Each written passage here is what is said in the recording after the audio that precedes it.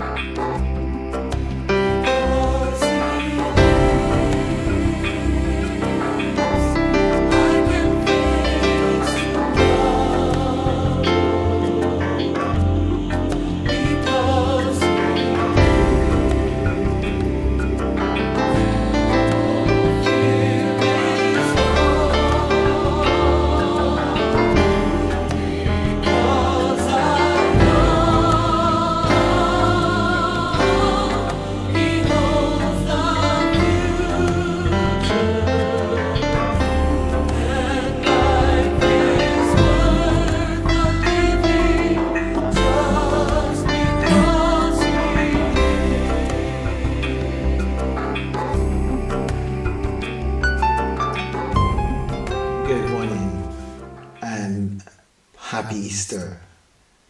Praying and trusting that this season will truly be a marvelous one for you as you continue on your spiritual journey.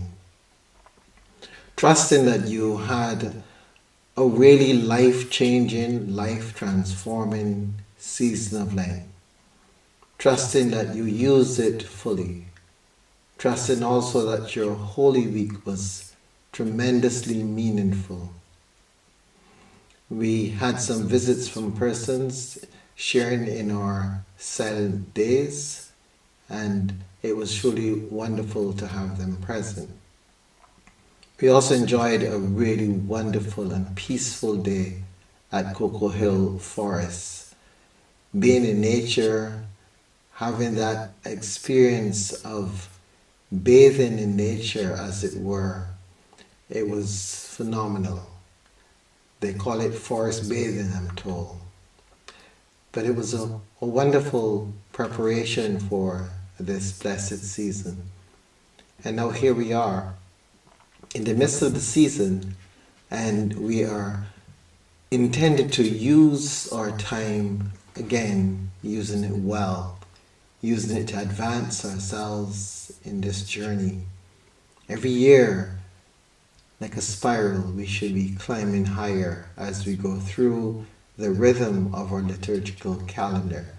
We should be rising higher towards our ascension.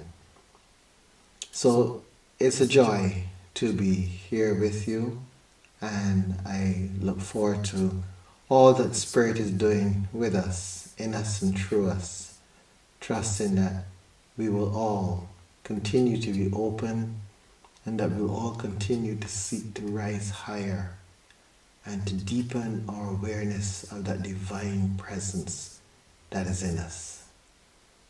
So we come now into our normal time of quiet as we explore that inner world.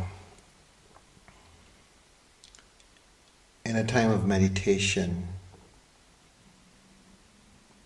there's much going on in our world in this area where many are discovering the practice of meditation.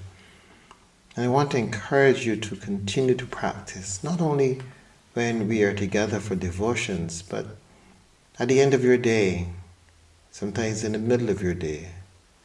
Let's get into the habit of going within and becoming conscious of that inner world, that inner life, that inner spark. Your task And my task is to make that spark more than just a spark, to allow it to become a full-fledged flame, consuming, burning, and extending beyond ourselves, illuminating the world. So come within with me. Come and share this stillness. Come and share this inner beauty. Come breathe. Come breathe consciously with a heart filled with gratitude. As you breathe in, see the light coming in more and more. As you breathe out, see yourself removing all that continues to block you from that full-fledged flame. Breathing in new light, new energy, new fuel. Breathing out all that is of no use, no further use. All that hinders us. All our stories, all our narratives. All the things that we keep repeating that hold us in a place of darkness, that restricts us from becoming our truly divine selves. We release it all as we open ourselves up to receive the divine light, truth, grace, love, the beautiful gift of love which conquers all things, which enables us to move from where we are to go beyond, to become that full self that we have been called to be, just as Jesus did in his journey.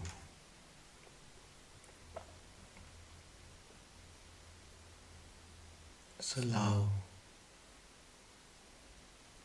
that light within you to burn, to radiate, and to connect you with the rest of us,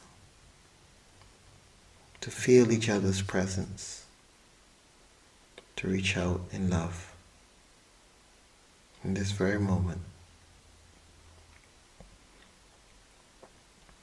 and to feel that presence, that awareness that we are part of something so much greater than ourselves.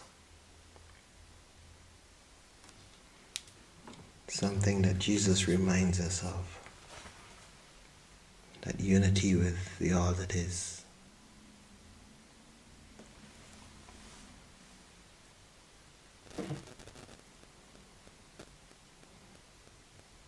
Jesus says, I am the vine. You are the branches. Those who abide in me and I in them bear much fruit. Because apart from me you can do nothing. Whoever does not abide in me is thrown away like a branch and withers. Such branches are gathered, thrown into the fire and burned. If you abide in me and my words abide in you, ask for whatever you wish and it will be done for you. My Father is glorified by this, that you bear much fruit and become my disciples. As the Father has loved me, so I have loved you. Abide in my love. If you keep my commandments, you will abide in my love, just as I have kept my Father's commandments and abide in his love. I have said these things to you so that my joy may be in you and that your joy may be complete.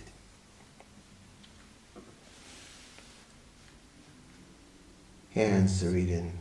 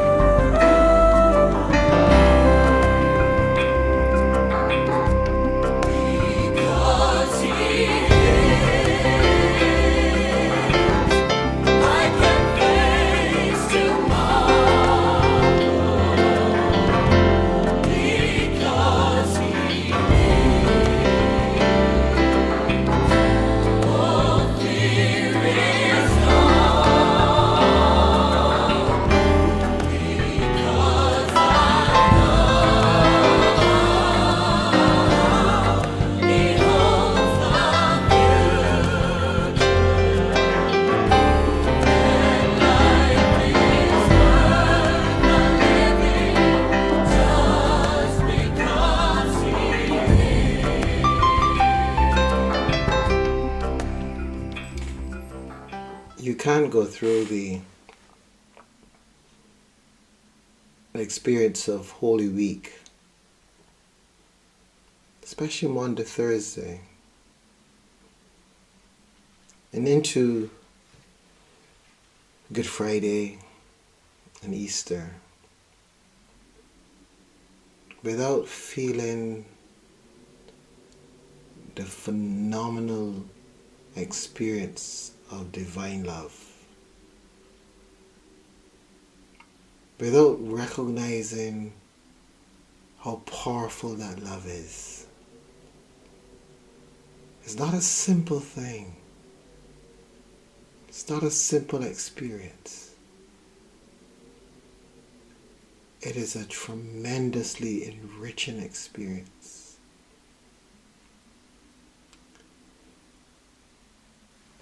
It causes you to really reflect on your own journey, your own instances of love. And it kind of shows us that, we don't really understand this gospel that we speak of, that we quote. And at times we kind of excuse ourselves away by saying we are only human. But we aren't. And that's just the thing. We're not only human. As a matter of fact, there's so little of us that is human. It was amazing for us to really come to grips with. We're spirit. We're having this human experience. And the thing about spirit is that spirit is love. Because spirit is of God in its fullness. The more we try to be human, the more we come away from spirit.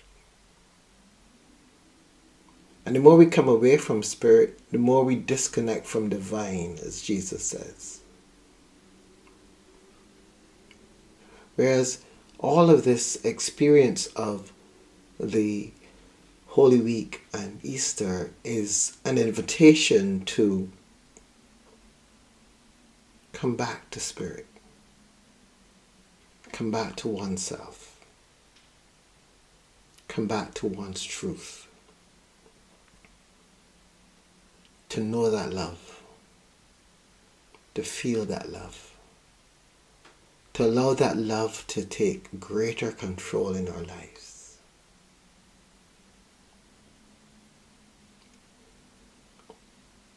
We have fought so hard to be human, to be fully enfleshed. And yes, there's worth in becoming fully enfleshed, because this is the experience that we were given. This was the opportunity that we were given to be here. And there's some lessons that we have to learn. We can only learn them if we are fully embodied. But when our full embodiment causes us to completely forget who we really are, it becomes problematic. We lose the way home. We forget. And that forgetting causes us to sink even deeper into the human experience. And the more we sink into the human experience, the further away we go from the divine. And the further away we go from the divine, the further we go from the awareness of love. Jesus says, abide in me. Abide in me. I will abide in you. This requires proximity. This requires us to be close to Jesus, to abide in. Not to be separate from. Because the minute we become separate from, we are so earth-based that we disconnect from our true self. and then we're lost. And so many of us are lost in this world to varying degrees. We just have to look at the way we treat each other, the way we dominate, dictate, control, abuse, molest, unfair, exploit. All these terms are terms used for the ways in which this human experience engages with each other. And Jesus came among us trying to demonstrate what love is and how love can be expressed. And so Jesus held that tension between the human and the divine. And he showed us that it can be walked. It can be walked with awareness. Because the more we connect with that spiritual dimension, the more we are aware of who we are, and the more we are aware of who we are, greater the chances of knowing and understanding why we are here. But when we don't connect with who we are, when we drift away from spirit, when we become fully human and nothing more, the amnesia, the forgetting, causes us to be so far away from our origins that we have no clue why we are here, and we spend all of our lives trying to find something to occupy us, something to satisfy us, something to make us feel as though we are important or that we matter. And we spend most of our lives just going after one thing or another, trying to fill that void that we know is there. We know that there's a purpose. We know that there's a reason. We know that there's something that we've come here to discover, to learn, to understand. But the problem is that we forget who it is that has come to discover. And we create this false person, this physical person, this earthbound person. And we try to find meaning for this earthbound person. But this earthbound person does not exist. This earthbound person is an illusion. It is the true self, the spiritual self, that is here to have the experience. Nothing else. There's nothing else that can have the experience. So as we continue like this in our amnesia, in our forgetfulness, we wander from pillar to post, trying to find meaning and being empty. Even as we seek to engage in religious matters, we do so trying to find purpose in the religious matters, in the activity itself. And all because this is not our true self. We're even able, in the midst of our religious activity, to demonstrate behaviors that are so contrary to divine love, to oneness, to wholeness.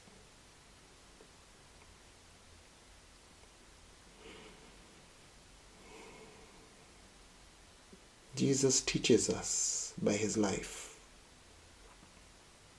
what love is, what love is. And if we will allow it to present itself to us, we would see how dull what we call love really is. It is so important then for you and for me to constantly revisit this passion type. Abide in me, Abide in my love. Just as the Father abides in me, and I abide in him. Jesus gives us the reference, and he gives us the path. It's the path of abiding in. Abiding in constantly. That's the path that we are being asked to follow, to go through with. And I know we can, if we only listen truly to this passion narrative and see how vital and central it is to our journey, to our lives as human beings, and understand that we are here as love, to love, and to be love in this world.